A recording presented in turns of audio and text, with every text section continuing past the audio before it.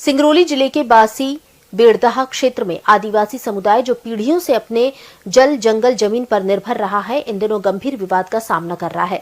स्थानीय लोगों का आरोप है कि अदानी समूह की परियोजनाओं के लिए लगातार जंगलों की कटाई की जा रही है और इसे रोकने के लिए भारी पुलिस बल तैनात किया गया है, जिससे क्षेत्र में तनाव की स्थिति बनी हुई है। इसी मुद्दे को लेकिन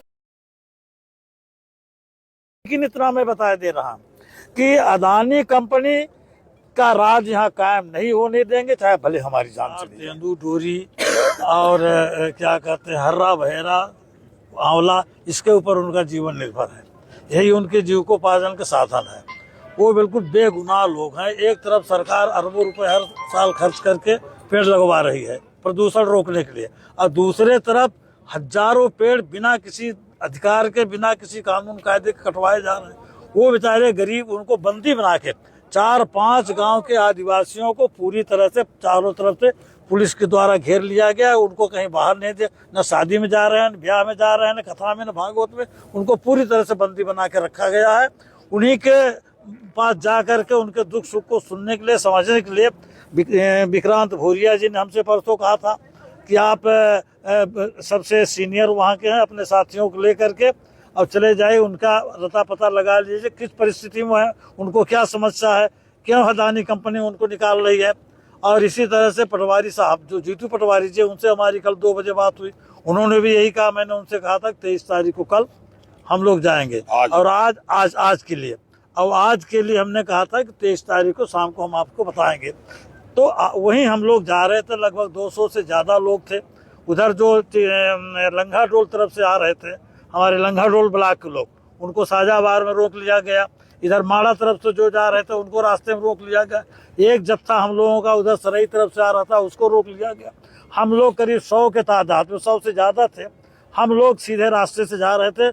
हम लोगों को बर्दिया नाला, जो ये उसके पास है, धिरौली के पास में, बर्दिया नाला के पास में पुलिस प्रशासन के द्वारा हम लोगों को रोक लिया गया। काफ़ी जोर जबरदस्ती करने के बाद भी हम लोगों को गिरफ्तार कर लिया गया, नहीं जाने दिया गया। लाठी डंडे भी कुछ लोगों को, हमारे कार्यकर्ताओं के ऊपर पड़े और वहाँ से गिरफ्तार करके हमको यहाँ ले आया गया।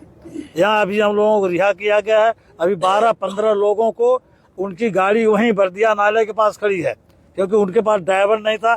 उनको ये कहा गया कि भाई कम से कम अपनी गाड़ी तो हमको लेने दीजिए, हम गाड़ी के साथ आ रहे हैं।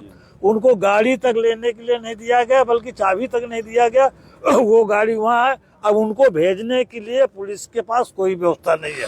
वो कह रहे हैं कि हमने आपको छोड़ दिया, रिहा किया, आप जाओ चाहे मरो, हमसे कोई मतलब नहीं है। ये तो अंग्रेजों के टाइम में भी इतना अन्याय और अत्याचार नहीं हो रहा था जितना अब हो रहा था।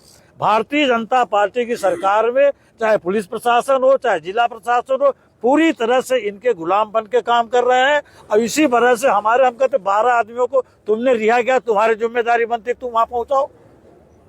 हम कैदी थे, हमको अगर आपने छोड़ा है, कल हमारा कोई आदमी बीच में मर जाए, गिर जाए, तो कल हम नहीं कहेंगे कि भाई पुलिस ने हमको छोड़ा, पता नहीं कहा हमारा आदमी चला गया। उनको छोड़ करके टीआई साहब से बात किया और भी अधिकारियों से बात किया, सब हाथ खड़ा कर लिए। मेरी कोई जिम्मेदारी है, चाहे जैसे भी हो। अब बताइए, बर्दिया नाला है, 70 किलोमीटर दूर है, 70 किलोमीटर विराट जंगल है, वहां आप कैसे जाएंगे लोग?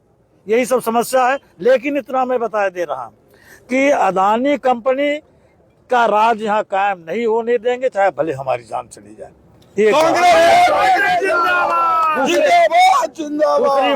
दूसरी बात, कांग्रेस पार्टी अभी भी जीवित है। कांग्रेस पार्टी में दम है। कांग्रेस पार्टी तब तक आंदोलन करेगी जब तक कि उन आदमियों के, आदिवासियों के साथ न्याय नहीं होगा।